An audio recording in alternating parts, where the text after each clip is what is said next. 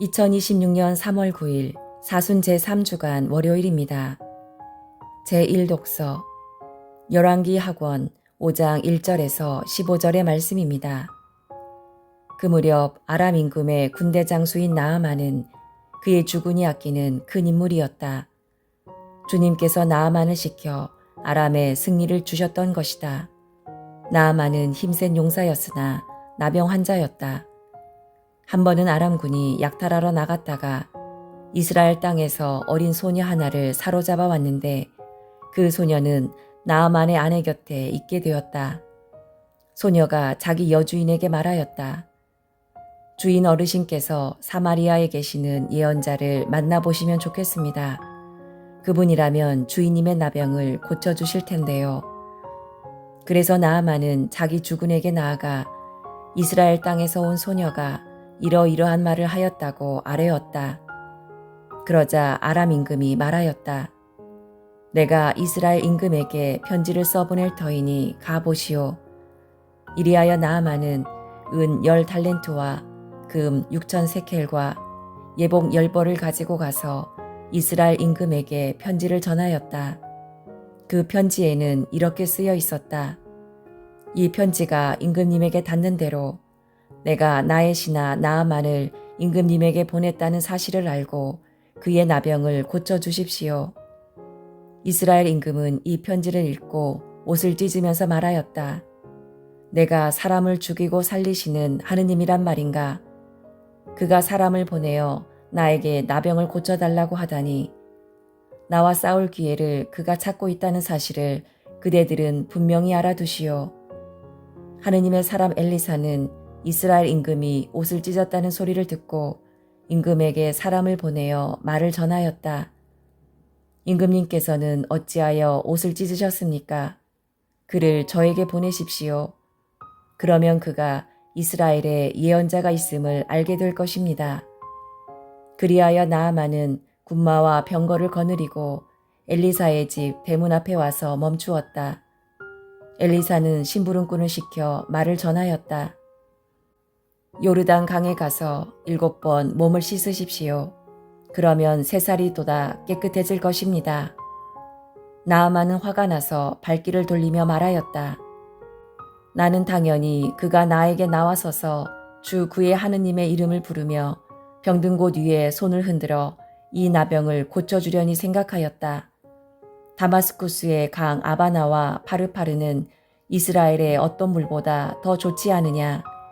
그렇다면 거기에서 씻어도 깨끗해질 수 있지 않겠느냐? 나아만은 성을 내며 발길을 옮겼다. 그러나 그의 부하들이 그에게 다가가 말하였다. 아버님, 만일 이 예언자가 어려운 일을 시켰다면 하지 않으셨겠습니까? 그런데 그는 아버님께 몸을 씻기만 하면 깨끗이 낫는다고 하지 않습니까? 그리하여 나아만은 하느님의 사람이 일러준 대로 요르단 강에 내려가서 7번 몸을 담갔다. 그러자 그는 어린아이 살처럼 새살이 돋아 깨끗해졌다. 나아만은 수행원을 모두 거느리고 하느님의 사람에게로 되돌아가 그 앞에 서서 말하였다. 이제 저는 알았습니다. 온 세상에서 이스라엘 밖에는 하느님께서 계시지 않습니다. 주님의 말씀입니다. 화답송.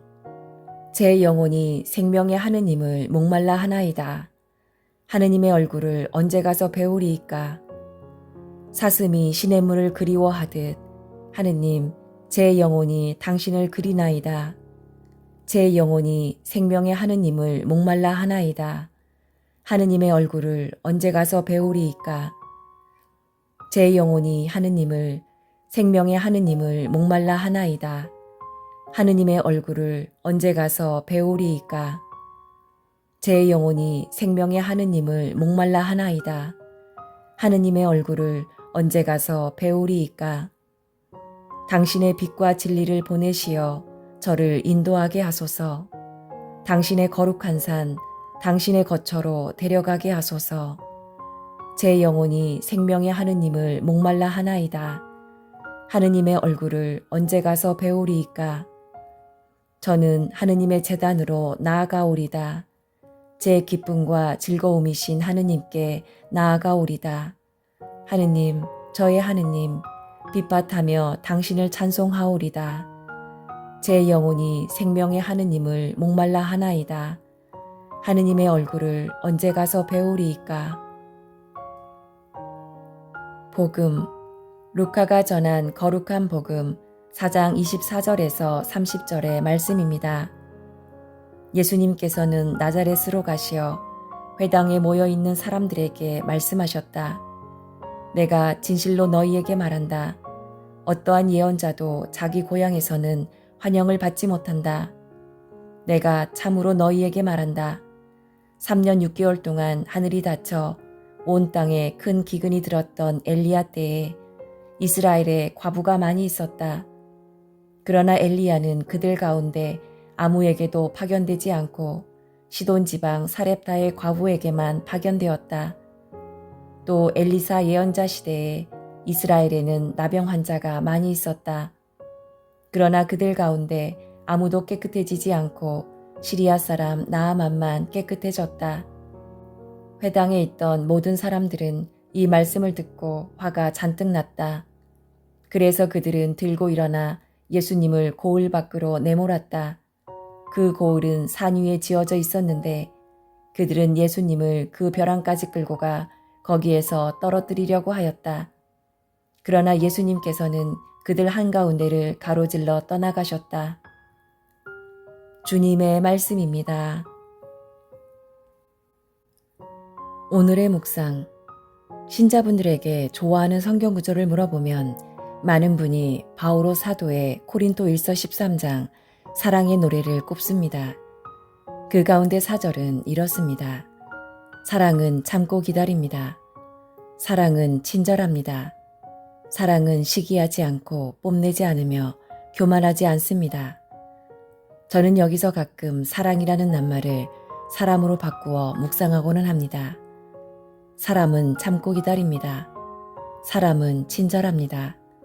사람은 시기하지 않고 뽐내지 않으며 교만하지 않습니다. 사람에게 가장 중요한 것은 사랑이기에 바꾸어도 그다지 어색하지 않습니다. 예수님의 고향 사람들은 그분의 은총 가득한 말씀에 놀라워하면서도 예수님을 인정하지 않습니다. 비범한 이가 나타날 것이라고 기대하였기에 눈이 있어도 예수님의 참모습을 알아보지 못하였고 귀가 있어도 알아듣지 못하였습니다. 심지어 예수님을 벼랑에서 떨어뜨리려고까지 하였습니다. 고향 사람들은 예수님께 불친절하였고 시기하며 질투하였습니다. 저 사람은 요셉의 아들이 아닌가 라고 말하며 교만한 눈으로 예수님을 바라보았습니다. 예수님께서는 가장 환영받아야 할 고향에서 환영받으시지 못하였습니다. 당신의 때가 아직 오지 않았기에 사람들 사이를 가로질러 떠나가셨지만 그들의 차가움과 질투가 예수님을 아프게 하였을 것임이 분명합니다. 사랑은 참고 기다리는 것이지만, 사랑은 친절한 것이지만, 사랑은 시기하지 않고 뽐내지 않으며 교만하지 않는 것이지만 고향 사람들에게서는 그 사랑을 찾아볼 수 없었습니다. 예수님의 고향에는 예수님과 함께할 사랑도 함께할 사람도 없었습니다. 그러나 우리에게 예수님께서는 함께해야 할 사랑입니다. 함께해야 할 사람입니다.